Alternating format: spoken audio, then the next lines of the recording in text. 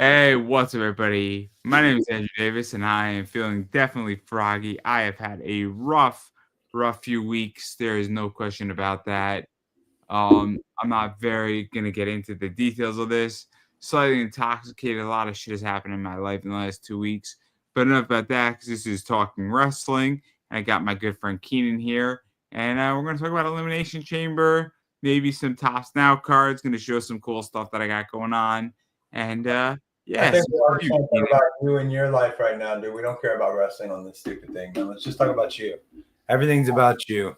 No, it's all right. So I don't want to talk about myself. It's been a roller coaster, and I'm just in a rough patch right now. I'm in a rough patch, and I got no problem openly admitting that sometimes things don't work out, sometimes people are just in rough positions. But I'll get through it, and things will be better, hopefully. You got 99 problems, but a bitch ain't one. Like the great Jay-Z said, so hopefully he does not get in trouble. So that's what sucks is as I get older, my people I'm a fan of get in trouble. Like I'm sitting there singing like Usher the other day. I was like, has Usher gotten in trouble yet? Like, as long as he doesn't get like, as Justin Bieber comes out saying like Usher touched him or something, like, oh man, I really liked Usher shit, man. I can't sing nothing now. It's tricky, right? Because you got P. Diddy right now is in jail. So, like, this is the whole issue with pop culture, right? Can you say, well, P. Diddy was overall good for pop culture and good for like hip hop, but he's also in jail and there's other problems with P. Diddy. So, like, what the fuck do we do now, right? Like, is it okay? Like, same thing with R. Kelly. It's so fucking tricky, right? I mean, I'll throw it this way, right to you, Kevin Spacey. I don't even know if Kevin Spacey's a dirty word anymore because I love The Usual Suspects. I think it's a fantastic movie. I think House of Cards was great, but I also get that there's a problem. Anything that he was like probably touching people on probably isn't something cool. Definitely, there's a scale just like with the crazy hot scale. You want to hit somewhere in the middle. There's a genius scale as well. Like if you're a genius, like we'll accept you up to this point. Like R. Kelly just recently got completely canceled. Like it wasn't until like a year or two ago you could still find Kelly on Apple iTunes and stuff. So I'm just saying, and Diddy was just a producer. So are we gonna take it so far to not listening to anything by Notorious B.I.G.? Because I'm a Notorious dude. Notorious B.I.G. taught a fat kid how to get ladies back in the day. So it's tricky, right? It's tricky when we separate the artist from the person. And how far does the artist have to go fuck up somebody? Like, I mean, Jay-Z's story, right? How Jay-Z was, dealing drugs, and then he was dealing with a rival drug gang, and then he shot up his car, and then he also took his like lieutenant, and he fucking like permanently scarred him, right? I mean, that's not a good look of Jay-Z, but it's also not a bad look per se. Gives you street cred, dude. That's enough. That's a forgivable in the world of hip hop and rap and everything. That's a forgivable offense. Selling drugs, having to like protect yourself like that. That's a figure. Now, if Jay-Z gets found for doing something Diddy-esque or doing something at a Diddy party, or let's not bring up the fact that Jay-Z also did a CD with R. Kelly right before like the first thing of the first time R. Kelly got in trouble for like peeing on some girl or something. I think right before the Piss on Me video came out, like R. Kelly and Jay-Z put out the Best of Both Worlds CD together, which was actually pretty good. But then R. Kelly got in trouble and it was just like gone. Jay-Z was like, okay, no, never mind. We're never talking about this ever again. Never gonna bring this up. But I think it's just the sliding scale, like crazy hot scale. That if a girl's gonna be this crazy, she has to be this hot, right? Let me ask you this: do certain people get a pass? Again, it depends on what they do. Depends on what they do and how genius they are. Meryl Streep. It depends. Meryl Streep. Does she get a pass with Harvey Weinstein? Meryl Streep. She gets a pass with Harvey Weinstein, right? I don't know. Did she do something with Harvey Weinstein? I don't know anything about. No. She was like every bit of Harvey Weinstein, and then Harvey Weinstein is in jail still for all the shit he did on the casting couch, right? Yeah. but Meryl Streep didn't take any of the heat for it, right? So, Yeah. like, at a certain point, certain people get a pass, and that's just the way life works, right? It's unfortunate, right? Was But she didn't she kind of come off as like she was kind of held hostage by that shit too? Like that's what I'm saying. the way I view it is that I don't think she came off even that. I think she was like a defender, but like then she just pivoted out of this situation and she got a pass because Dude, she's Meryl Streep, right? Like I I don't see that any other way. I had a homegirl and I used to call her Meryl Streep because she was the best actor. And I don't mean actress like, oh, she was on stage and screen. I mean actress in real life. In real life, I was like, you were like Meryl Streep, like here. Like you can make somebody believe something and then 2 seconds later change. Like you were Meryl Streep in real life. Damn. She's like, who's Meryl Streep? I said, you know who the fuck? I ain't number one. It even hurts me more that you don't even know who the fuck I'm talking about. Whatever. Whatever.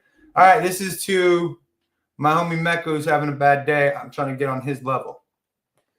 Oh, I'm having a rough fucking 2 weeks, man. But you know, I'm figuring things out, and things will be fixed.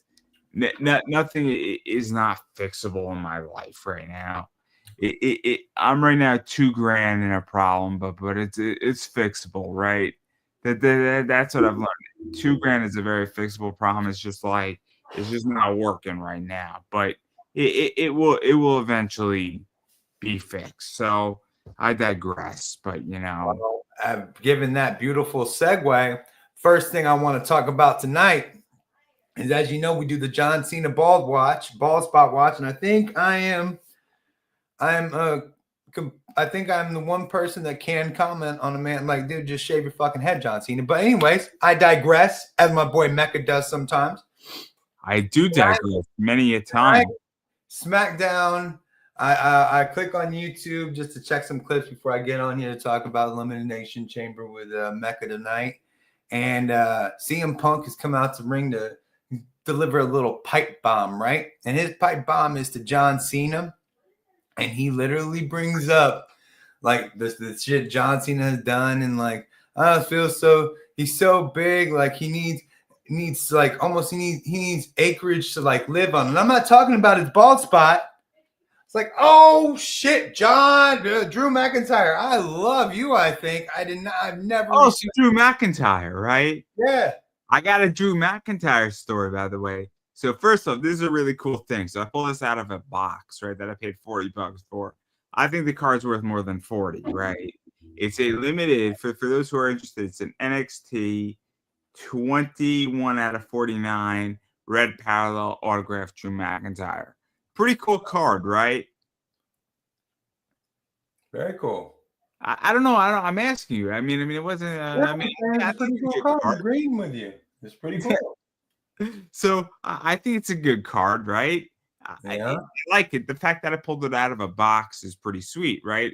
A $40 box that I bought off of eBay has a limited Drew McIntyre autograph card. Pretty sweet. Pretty stoked about it, right?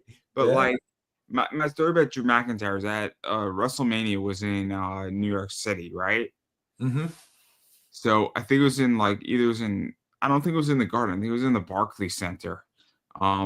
But I went to WWE Day at Mets City Field, New York Mets, all that stuff, and I met Drew McIntyre there.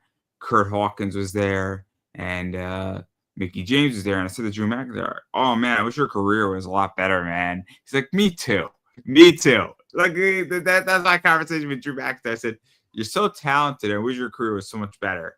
And he's like, "Me too, man, me too." And this was before like his career took over, but like. Great guy, right? So personable. He's such a personable human being. So, but like that's my Drew McIntyre story. Is that I just think Drew McIntyre is just like, dude, I'm gonna tell you, Mecca. I don't feel like that Drew McIntyre story was awesome enough to cut off the John Cena bald spot watching the. We can't give some Drew McIntyre some props. I'm finally bringing up the bald spot on live TV. I can't wait to see what he's pulling on the bald spot tomorrow. I might watch it live. I might watch it live just to see the bald spot live in action. I don't want any editing. I don't want to see a green screen on top of your fucking head, John Cena. But yeah, I don't. Your Drew McIntyre story is a good story, but like we couldn't discuss the heat that Drew McIntyre is bringing on him. Like the bald spot was singeing right there, dude. And then like there was three more. Like Logan Paul came out. Logan Paul came out to John Cena's music because I guess John Cena declined on being there the night before.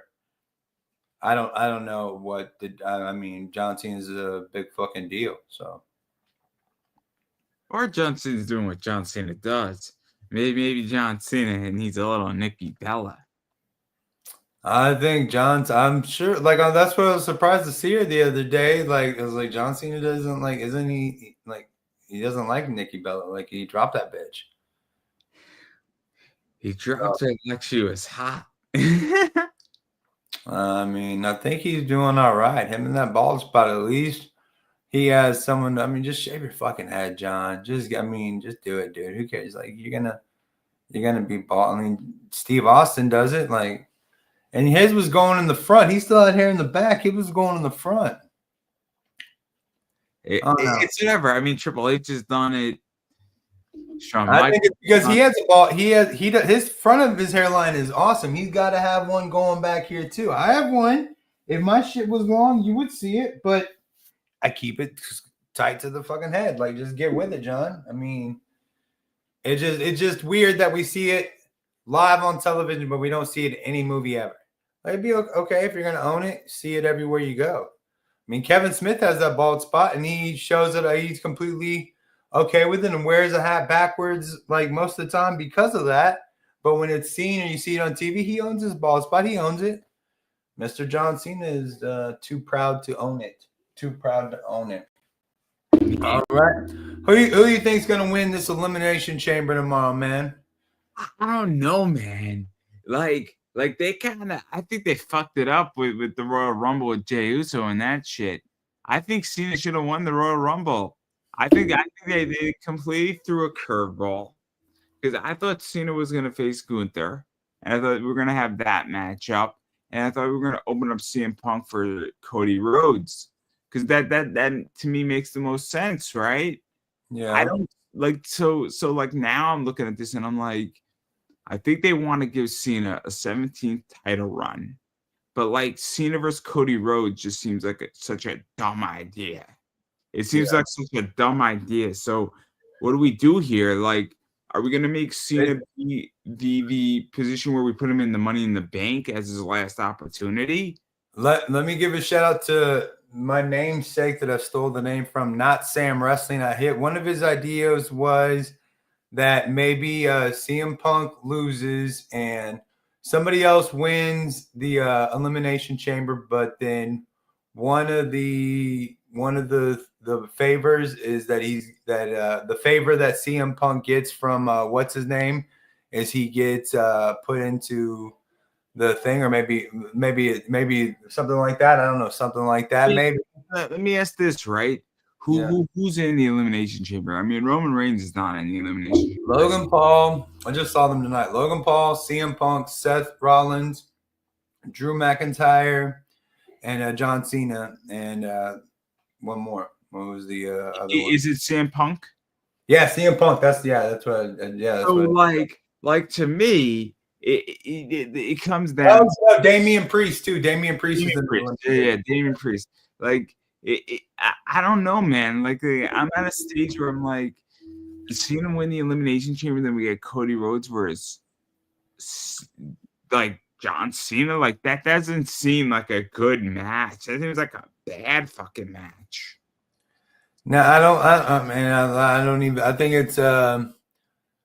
think it's too far fetched for me to even like think about it. It's so outlandish and out there. Like, it's even like difficult to be like, oh, let me wrap my head around this stupid shit. You know what I mean? Like, I mean, it's literally, I don't think Logan Paul has a chance to, but CM Punk wants to. I mean, Logan Paul has had an issue with everybody in there. CM Punk has multiple issues with all of Seth Rollins and Drew McIntyre are fucking obsessed with him. Damian Priest. I'll be honest. I want to see. I'll tell you what I want to see at WrestleMania, right? Mm-hmm. I would rather see CM Punk, Cody Rhodes, Drew McIntyre, Cody Rhodes. Those two, I think, have the best chance of the Elimination Chamber because I think they make the most sense. I do not think John Cena versus Cody Rhodes at this stage makes any sense. If anything, John Cena versus Cody Rhodes, SummerSlam makes the most sense, right? But WrestleMania, and that's where I think this was a complete fuck up, right? Like, I get they're giving Jey Uso a position, and Jey Uso is going to beat Gunther. I mean, it's crystal clear what they want to do, right? Yeah. They got to move the belt off of Gunther at some point. Jey Uso is perfect for that role. I think John Cena, Intercontinental Braun Breaker, is perfect because Braun Breaker won't be hurt by John Cena beating him for the IC title. And it might seem like it's a step down for John Cena, but John Cena could handle the IC title really nicely. It could also give a boost to it and pivot it out somewhere at SummerSlam or American Bash or wherever else we put it. I mean, isn't the IC title for Johnson, isn't that like nowhere near what he wants to be on? Like But it's the only title he hasn't had. The point is that he's so good now that he can elevate the title and do something that nobody else can do with that title and make it relevant again. Because the IC title, I don't give a fuck about the IC title. Who gives a fuck about the IC title? It's like the US title. Who gives a fuck about it? I don't care. Talk about. I mean, all the titles are kind of world heavyweight champion or undisputed. How are you undisputed when there's two heavyweight champions? Like, I don't know. And why are we fighting over it? If it's undisputed, there's no question about who has it and why are we fighting over it. Let's agree. We're all fucking stupid anyways because we're talking about wrestling right now. We're all fucking grown-ass people talking about some fucking wrestling. No. The point I'm making is that John Cena elevated the United States title when he had it like 4 years ago, right? It became a relevant title. And I'm not saying that the U.S. title, but the point of the whole fucking U.S. title and the IC title is that you're not ready to be a world heavyweight champion, but we want to give you some experience of having some responsibility, right? Yeah. Great. That makes 100% fucking sense. Cool. You're Sami Zayn and you're 25 and we want to give you a belt. Okay, let's give you the IC title and let's see how you behave so that when you're 27 and 28, we're going to give you a world title. And there you go, right? We now know how you're going to behave. And now people kind of respect you. And great, you have a belt that is not really, it's not meaningless, but it's also not meaningful. But we get an idea. The issue here is problem with that IC thing you just threw out there is Sheamus has the same beef. He's never had the IC title either. And it almost be like, imagine Cena, losing his spot, losing his chance at a title thing. Because like he said, he hasn't like won anything and he implanted himself in this elimination chamber. So what if he comes out and be like, you know what? Just keep fucking sucking, guys. So, just says something and then somehow Sheamus gets the IC title and then, because Sheamus and Cena have beef from before. And then what if Cena's like, you know what? I'm going to take your eye. And then he starts building back some wins and start, you know what? I'm going to end this. Let me get this IC title from you. Boom. Because, I mean, that'd be a good person to lose it to. Braun Breaker could lose the title to Sheamus. You're losing it to an old guy. I mean. But that's just it, right? We got to move this belt off of Braun Breaker to put him into a position where Braun Breaker should be Cody. That's really where we should be at, right? Because Braun Breaker's moving towards the baby face. Then you got baby face. I think at this moment I think you're right. Which is going to be hard because Gunther's the ring general. I mean, it's going to be, you move it off of Jey Uso or you move Braun Breaker versus Jey Uso. I think Jey Uso is going to take the title from Gunther, like you said, and then you move Braun Breaker. This is again. We had Josh Pantaroska, I think is how you say his last name, and he disagrees with my theory. I think John Cena wins the belt and then he retires after he wins the belt, right? I think that's how you do John Cena. Right? I don't see any other way how to do this whole story, right? Where he has one last fucking match, he wins the belt, and he leaves his boots in the ring, and he leaves the title in the ring, and he disappears. and that's it, right? Because it's the last cowboy going off into the sunset. Because there's not going to be another John Cena.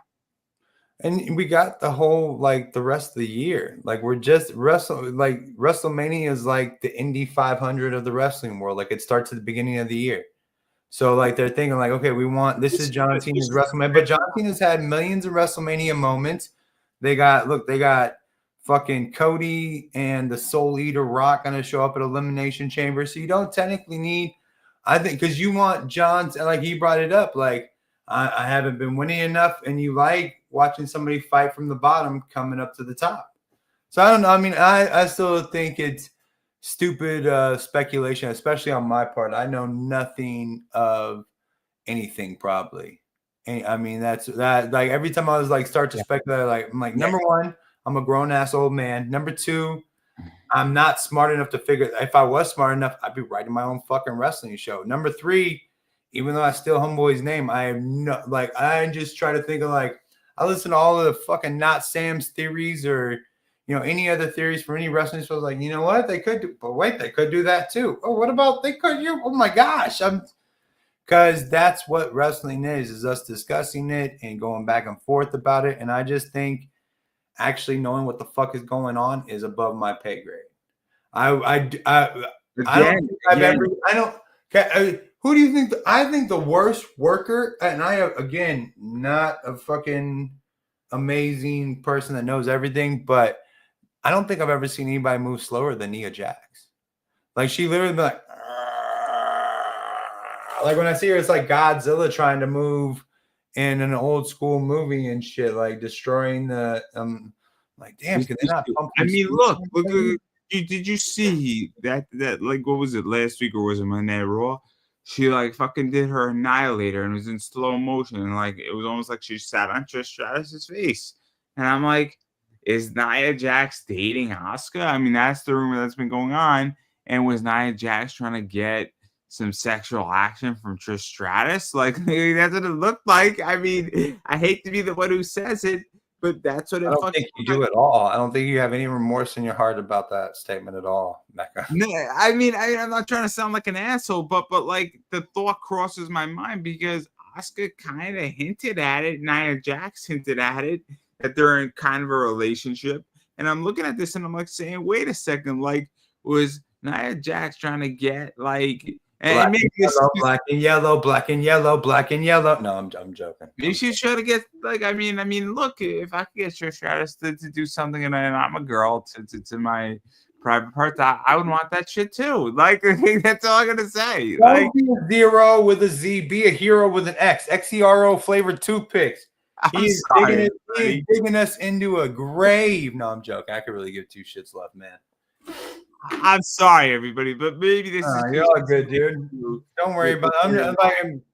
I'm just saying she might be the worst worker out and about right now. Woman, man, moving so she moves so slow. Dude, it's not even that. I'm gonna one up you on that. That annihilator on Trish Stratus and Tiffany Stratton was horrific. It missed the fucking point. You don't hit Trish Stratus's face. You hit the fucking chest for two reasons. First off, the face becomes sexual. And secondly, you're supposed to hit the fucking chest, not the fucking face, you fucking dumbass. Like, are you telling me on the face plant? Because I was sold when I saw it, but now I'm even. No. It was great on a hot level. Don't get me wrong. I mean, I just interviewed Ariel X, everybody. And if you haven't seen that interview from my YouTube channel, please go watch it. Like, it was very, very sexual. I mean, we're talking about female wrestling where the winner fucks the loser. But not the point here. But, like, so, hey, I could say this. It's all right.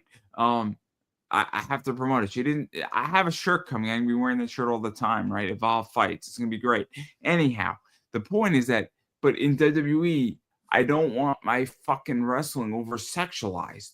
Like, I don't expect you to fucking put your pussy in Trish Stratus's face. Like, I'm just gonna say it. It's Cinemax for dudes, bro. Like, No. It's always But it's been very. not, I mean, it's even right? like, dude, have you not seen these guys grab them and put their face right in their crotch and then power bomb on the ground and then But like the point flip is that over? this wasn't porn, right? And that Annihilator was pornographic to some degree. Now, I'm all for it. Don't get me wrong. I'm like A+ WWE. Good job, but it wasn't supposed to be that. Does that make any sense? Yeah. No, it does make sense. It does make complete sense. Every sense of the form and fashion, it does make sense. I mean, I understand it, my man. I get it, but it is a little bit strange. Who do you think is going to win the women's elimination chamber? Since you have so many thoughts on women's wrestling, I love women's wrestling. It's great. once again, I don't think they should double up elimination. I think they're Yeah, doing three things.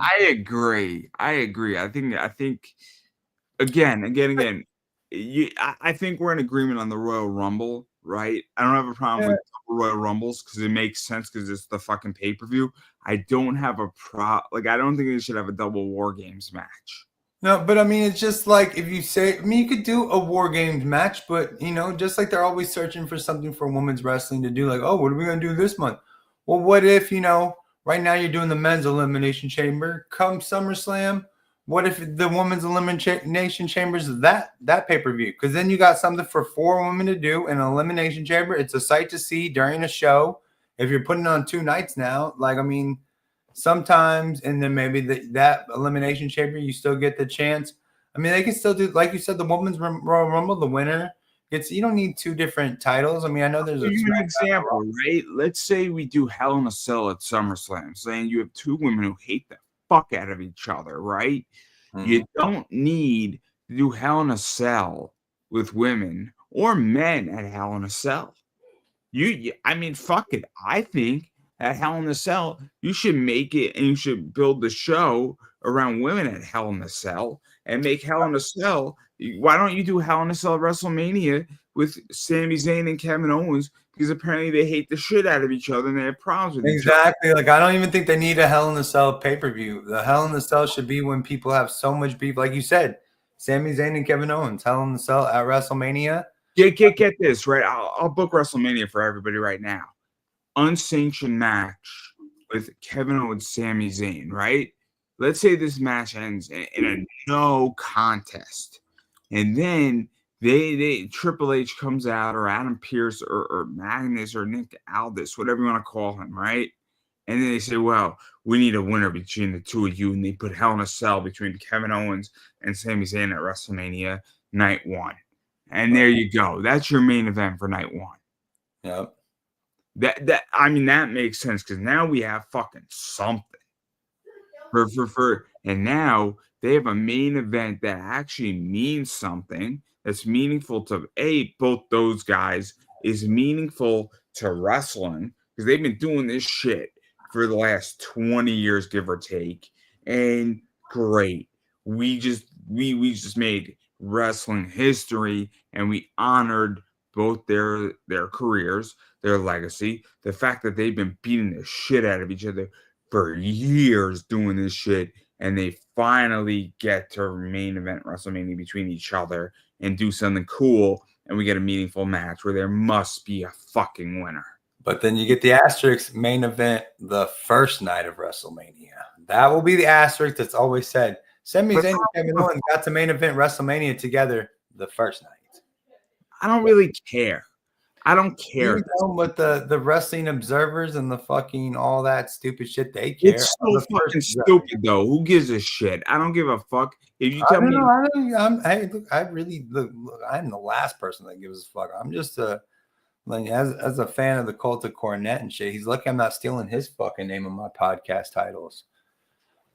Cult member, not last WWEek tonight, not Scam Wrestling. Cult of Cornette member Keenan Press. That's just gonna give me all kinds of views. But unsanctioned shit, I think it's fucking stupid, right? Yeah, I get why they don't want to do Hell in a Cell.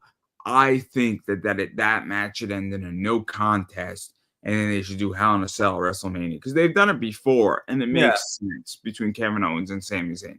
Like, but that's just it, right? You don't need to do a Hell in a Cell with the men at Hell in a Cell, the pay-per-view. If the match doesn't warrant it, then why the fuck should you do it, right? It should be reserved for the fact that Alexa, like, I'll give you an example. Alexa Bliss has been running away from Roxanne Perez with the title for 3 months, and Roxanne Perez wants the belt, right? So you need to have a Hell in a Cell match so you can tame the two women and they can beat the shit out of each other, and there must be a winner. There's no countouts, right? That makes sense, right? In a Hell in a Cell match, right? Because the point of a Hell in a Cell is that you have no countouts, you're in a cell, and then eventually, sometimes the cell breaks, right? Which is always fun, but nobody runs away in a Hell in a Cell, and you systematically eliminated that problem, right? It's the same thing with a steel cage match, right?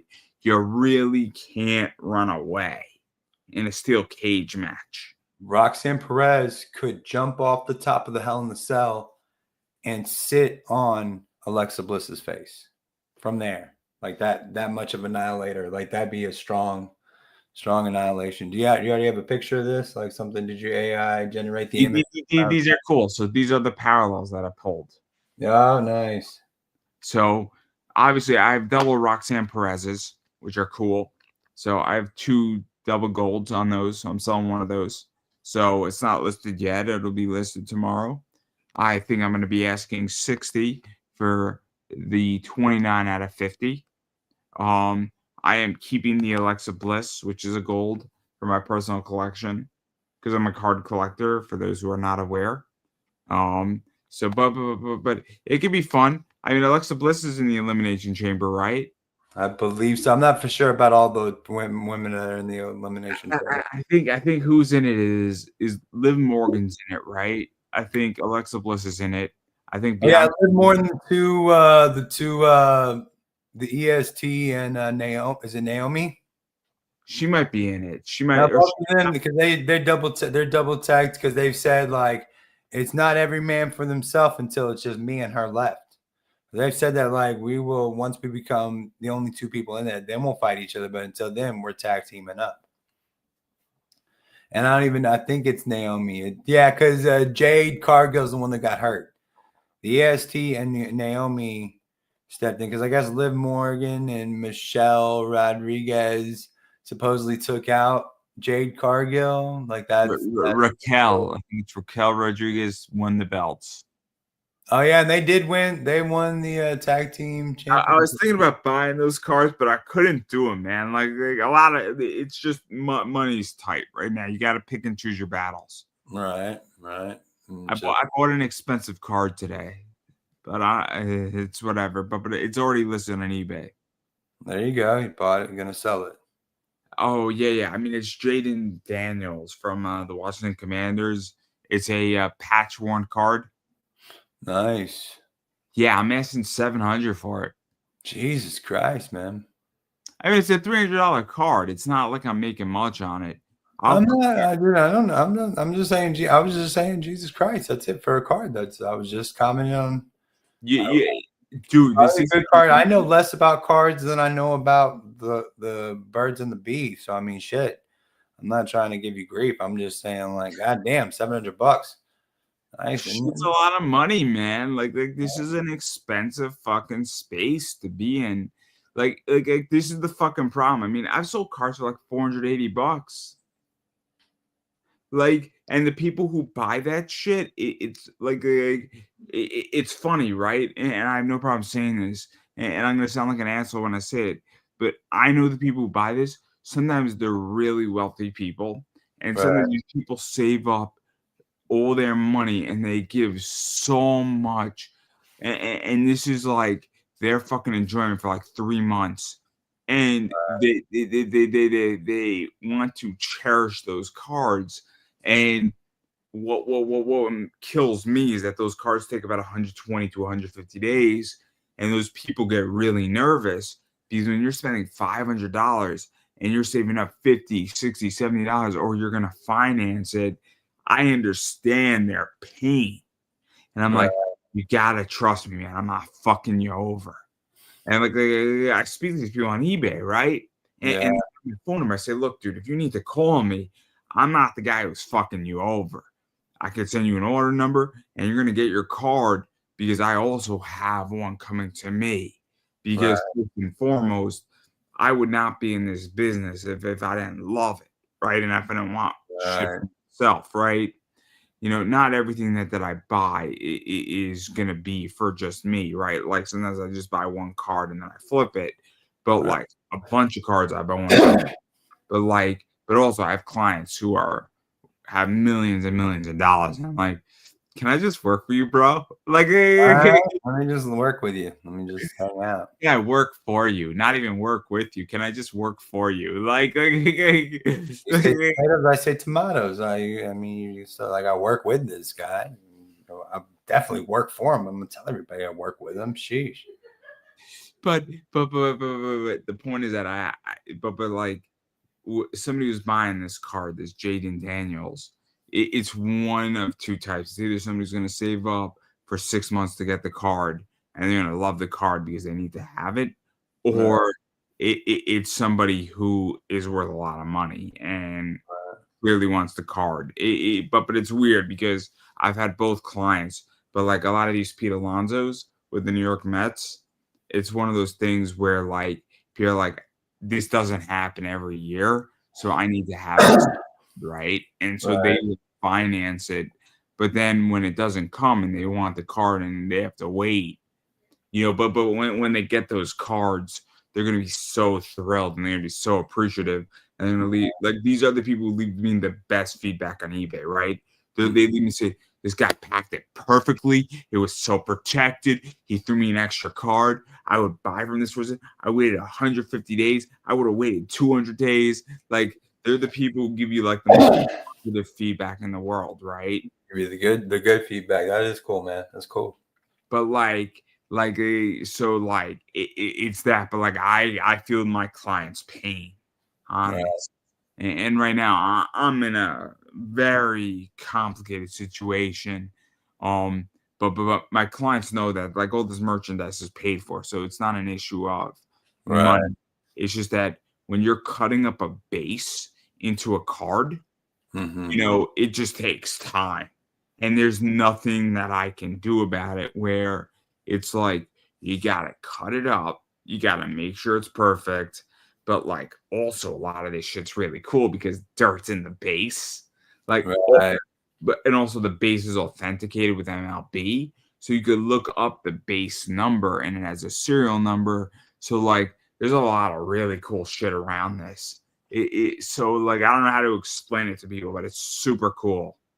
Right. No, it sounds cool, man. Like if you like the Mets and you want something that's really been used in the game, you get a little piece of that base in your card. That's pretty cool. It's this idea with this Pete Alonso in particular, where it's the swing of a lifetime, where the Mets, it was game 3 of the playing game. So it was like a wild card game.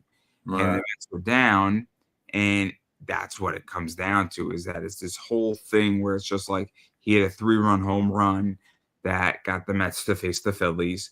And then there's games in the Phillies that are the same thing, where there's just amazing moments and it doesn't fucking happen. Right. For the Mets, and that's what it looks like. And so it's just one of those things where it's just like, as a Mets fan, and then also the question when everybody bought this shit was, is Pete Alonso going to stay with the Mets? And now that he's staying with the Mets for another 2 years, that also increases the value. Right. That helps out a lot when they decide to stick around. But also now it also gives me credibility. It also gives my clients, because I sold out of those cards before all this, but my clients are like, great, I'm going to give you like another 2 months to solve this issue. But again, it also helps protect value of their card. Right. But I digress. But like, I got distracted. But Elimination Chamber, man, I mean, let's talk about Elimination Chamber again. I don't know, man. Like, I agree. Like, I don't think we need a double up. I would rather have a match with Rhea Ripley or Tiffany Stratton. Oh, and they aren't they doing the Ripley Oscar match like after like the Monday after like in I Toronto? don't think they're doing shit like that. I think it's fucking ridiculous. Charlotte Well, Flair versus Tiffany Stratton is the stupidest fucking idea on the planet. Well, because it all like none of it like the ratings, none of that stuff really matters anymore. It's not a bad thing. Like they're just spreading everything out. Like it doesn't matter if you're on Elimination Chamber. Like they're literally just having The Rock eat Cody's soul on Elimination Chamber because when was the last time we saw Cody Rhodes on a big pay-per-view? He wasn't at the last one.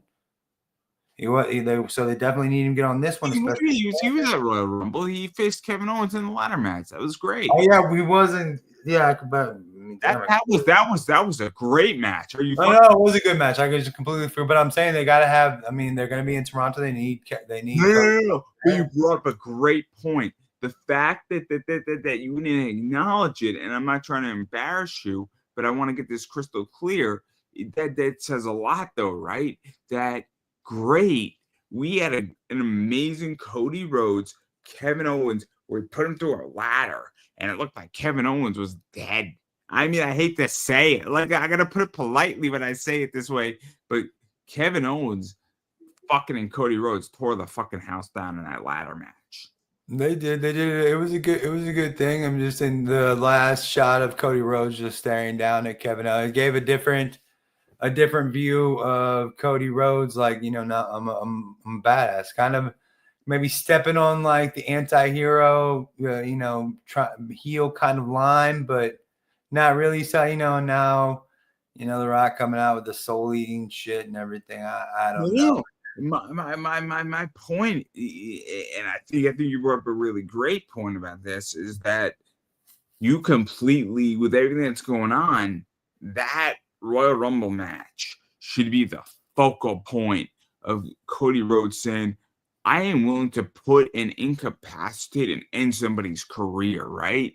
I would have not have moved Kevin Owens. I would have kept Kevin Owens off TV for a while after that. And I would have pivoted Cody Rhodes into an anti-hero. Kevin Owens comes back and attacks Sami Zayn after a CM Punk match or a Seth Rollins match. Kind of trivialized what Cody Rhodes did to Kevin Owens.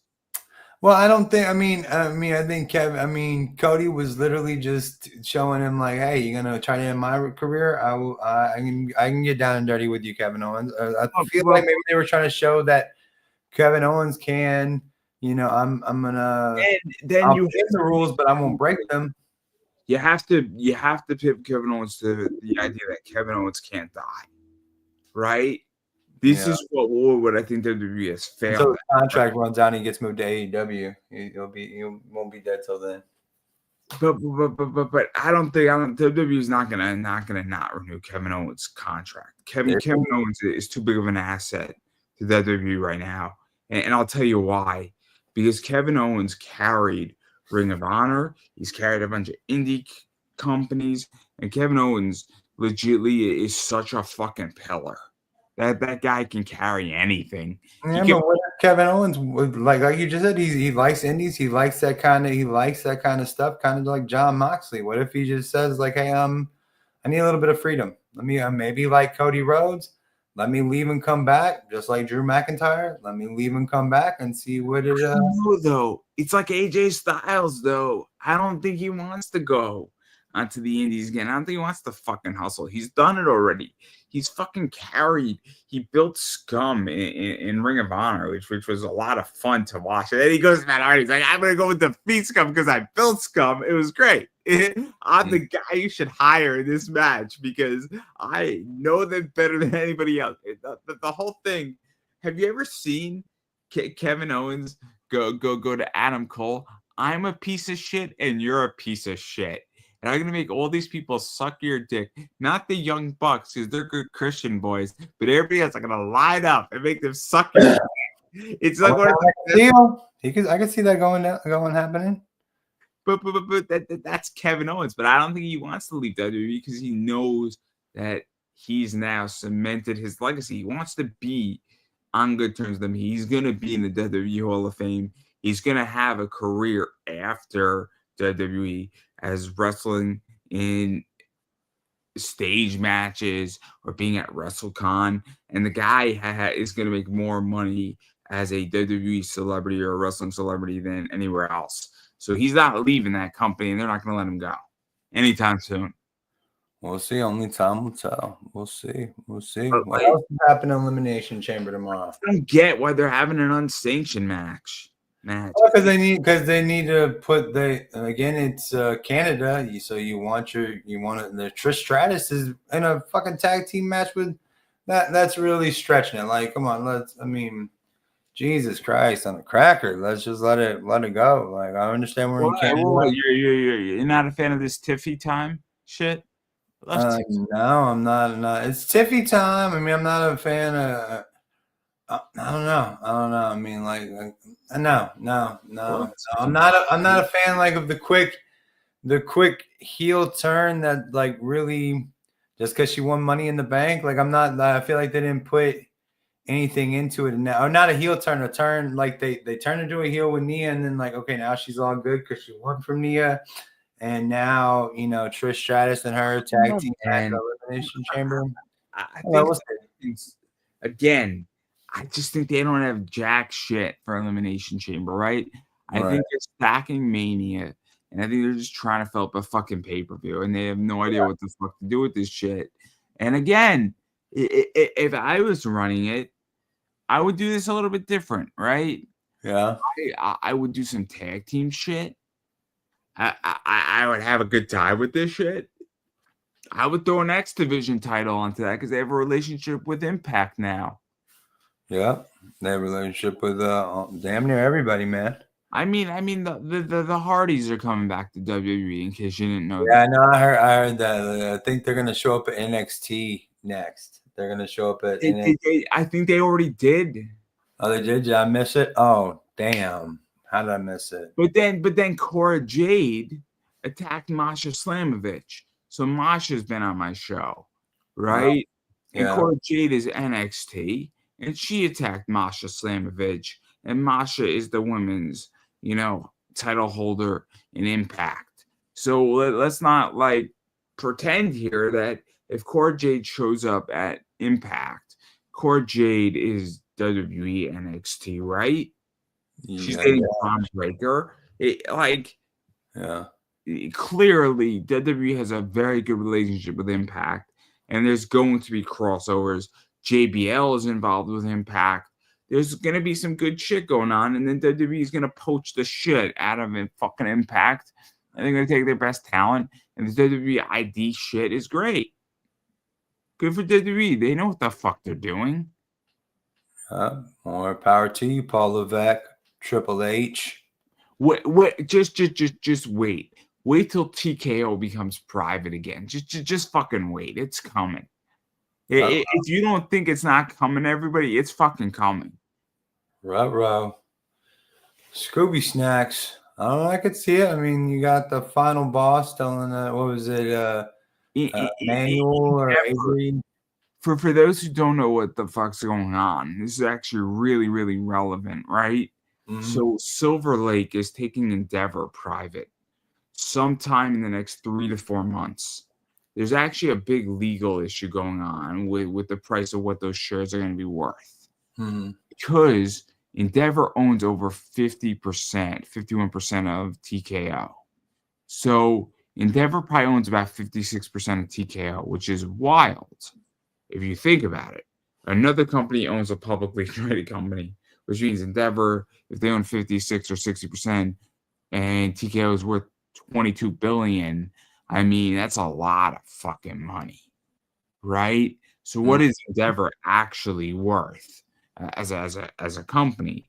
If Endeavor's trading for $32, it's undervalued significantly if they own another company and they actually have real control over those shares.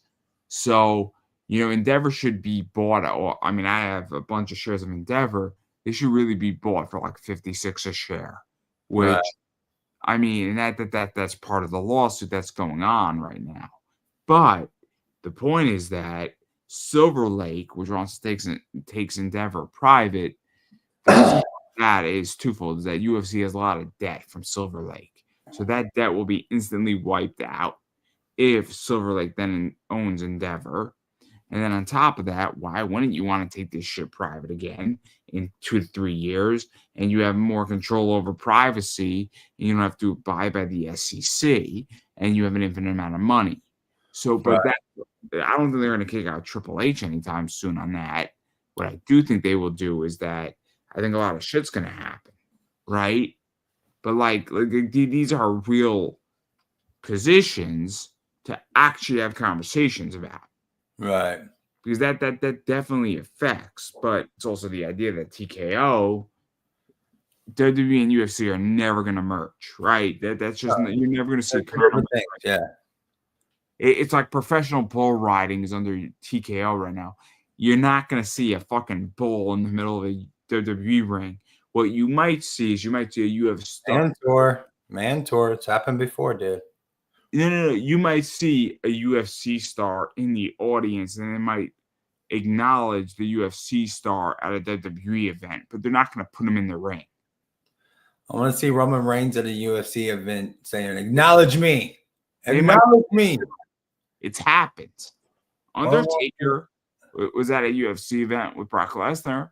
But he didn't tell everybody to acknowledge him like that. That's what I want to see. I want to see Roman Reigns tell all these like hardcore UFC people and there's them acknowledging them and be like, "Nah, bitch, this isn't the right area for that, dude.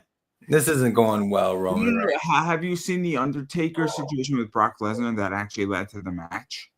No, I haven't. I don't know exactly what's Undertaker at a UFC event kind of stared down Brock Lesnar after his fight and said, "You want to go?" But he did it in the Undertaker position. That's what led to the match that Lesnar broke the streak at. And it was kind of the impetus for Vince to come up with the idea and a bunch of other shit. And Undertaker has publicly spoken about it, and Brock has spoken about it. Right. Where it's caught on camera and he said, "I'll go if you want to go." And it kind of sparked the idea. But Undertaker understood that a lot of eyes were on them, and it also didn't hurt Brock after Brock won the title, right? In fact, it helped Brock in UFC because it was the theatrics, and it helped Undertaker because it established that, hey, look, the Undertaker can go with Brock Lesnar, the UFC champ, but it also didn't cross the barrier, and this was way before these companies were merged together. Right. Well, we'll have to agree to disagree, man. I don't think Brock Lesnar should have ended the Undertaker streak. I'm not saying he should have ended it. I think it was a stupid idea. All right. Well, I'm making sure that we're on the same page there. But I do have to end our conversation, unfortunately. I see my son. All right, give me 1 minute. I see my son being a pain in the butt, dude. I'm so sorry, dude. All right, dude. Well, let's say what do you have to talk about today, man? What are you promoting?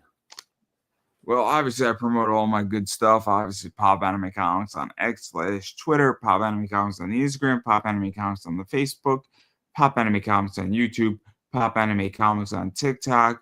The thing that I really would like to encourage everybody to do that would be really helpful to me is please subscribe on YouTube if you like pop culture interviews. It means a lot. A subscription goes a long way. It means a lot to me. And then on top of that, I also do have an eBay store.